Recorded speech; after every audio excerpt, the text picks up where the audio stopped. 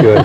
I was wondering tonight if Cotton Fitzsimmons had a little heart failure or two, huh? Cotton was probably not laughing. Well, it's not over. I came out here just a couple of seconds ago. It wasn't over yet. They were in overtime. Oh, no. And they had a big lead, didn't they? Well, they had a 25-point lead in the third quarter. Spurs did. And it went into overtime. We've got some highlights. I'll show you what happened. I think we've got a final. And I'll be back to tell you more about it in a minute. And, of course, it's happy birthday time for the Monday Minute.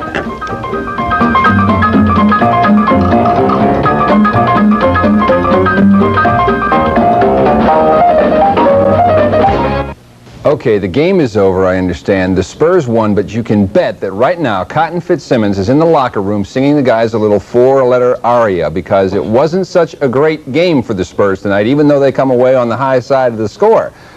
Okay, final score from the arena, 114-109, Spurs in overtime. Let's show you some of the highlights. Golden State could not do anything right in the first half. They missed the shot here. They play a little volleyball. It finally comes down to Johnny Moore. He starts the fast break, fires it up to George Gervin. Ice makes his move, puts it up, and of course it falls. That's George Gervin we're talking about. Tremendous play. Here's another nice one. Picked by Artis. Ice goes in for the reverse slam. In the third quarter, the Spurs had a 25-point lead, and it looked like blowout city, but Golden State stormed back. Rookie Gary Plummer rumbles in around Artis for the dunk, and the Spurs blew that 25-point lead. They went into overtime tied at 105. You're looking at overtime right now. Gene Banks to the hoop as the Spurs reeled off the first 7 points in OT. Look at the move by Gervin off the glass and up, plus the foul. Gervin with a good night tonight. He gets the three-point play on that one. Let's go to the scoreboard. This just in a couple of moments ago. The Spurs hang on to beat Golden State 114-109. We have Randy Sparagi down at the arena right now. He's talking to some of the Spurs in the locker room, and believe me, it's going to be interesting to hear what they have to say after this one. Anyway, Spurs' next game is tomorrow night in Kansas City. We'll take you into the locker room tomorrow night at 6 o'clock. Other scores around the NBA. Philadelphia beats Atlanta tonight. Cleveland beats Washington 121-112.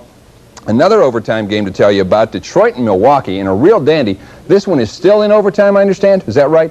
Last we have this was still in overtime at 113-111. So that one's not over yet either. Last week, remember, we started suggesting that you support the NBA players who are donating their All-Star checks to help famine victims in Ethiopia. Now, if you haven't sent in a pledge yet, here's something to think about. The Spurs say they will donate 4 tickets to the game between the Spurs and Philadelphia at the arena March 4th. Those tickets will be given away in a drawing among those who send in pledges here to Channel 4.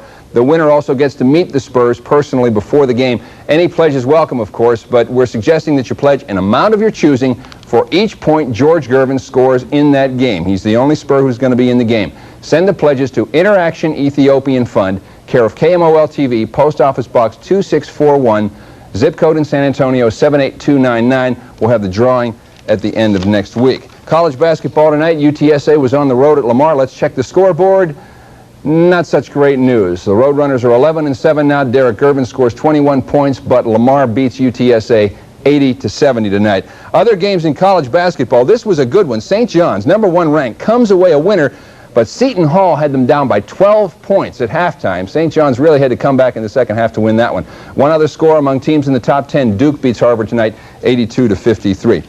Well, we're celebrating an anniversary of sorts here tonight on News 4 San Antonio. On a Monday night, 1 year ago, the Monday Minute made its debut. So, of course, what could be more appropriate than to look back at 1 year of the best and worst in sports.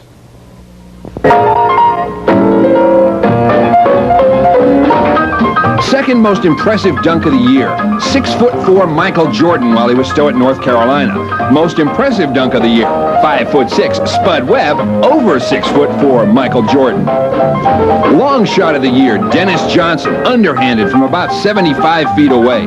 Best basketball defense, Bill Walton throwing his shoe at this shot. Talk about putting your soul into the defense. The shot that absolutely no one could defense, this one by Larry Nance of the Phoenix Suns. Unbelievable shot by Larry Nance. Shot you saw the most times in the nightly highlight reels. Nat Moore of the Miami Dolphins doing his helicopter impression. Most devastating hit, this one where the receiver not only had his helmet torn off, but appears to have had his hair torn off as well. Most painful moments, this pitch that crossed up the catcher and crossed up the eyes of the umpire, I'll bet. This fly ball that put a lump on the head of Chet Lemon. This bronc rider who thought broken bones were the only injuries he had to worry about until this happened.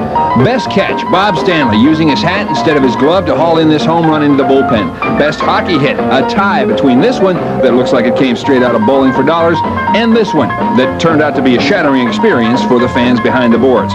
Biggest tantrums, a tie between Villanova coach Raleigh Massimino and John McEnroe. This one was all world, even by John standards. Character you'd least like your daughter to bring home for dinner, pro wrestler Adrian Street. Shot you'd at least like to see again, Adrian Street, proving that he probably wouldn't want to show up with your daughter anyway. That's this week's Monday Minute. We'll start year 2 1 week from tonight.